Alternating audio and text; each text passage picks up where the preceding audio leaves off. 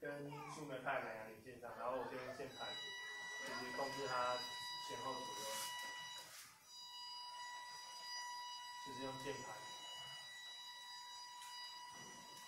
这边地形稍微有点不平，所以你有时候看到它可能4颗马达都没有一起转，因为有的会那个叫空转。对，那这就是基本的前后左右。然后那个升降梯，我现在位置在 Level 2，我可以让它降到那个 Level 1。我们设了5个 Level， 对，刚才在 Level 2，现在要回到 Level 1。然后所以老师想要写，它降到某一个鞋柜的 level， 然后去用手背夹东西嘛。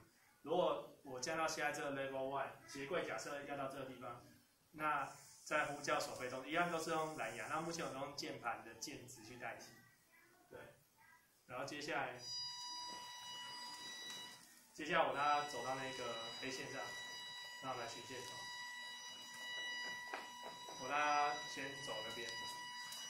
对，好。没有在黑线上，我再让它过去一点。有，在黑线上。对。然后接下来就是下一个 command， 它就会循线走。对。然后走到那个极点的时候会再返回，它会自动再返回这样子。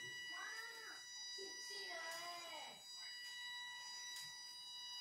哇哇哇，快下水了！哇哇哇！它到了这个极点，就是会再转回来。哇，动作好灵敏哦！然后再重新循线。哇，姐还可以用人类的动作滑行哎，太可爱了！摇啊摇，企鹅耶！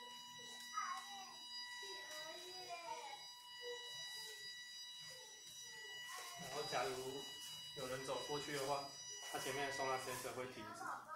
了解。对。就是等人离开，它才会再继续循线。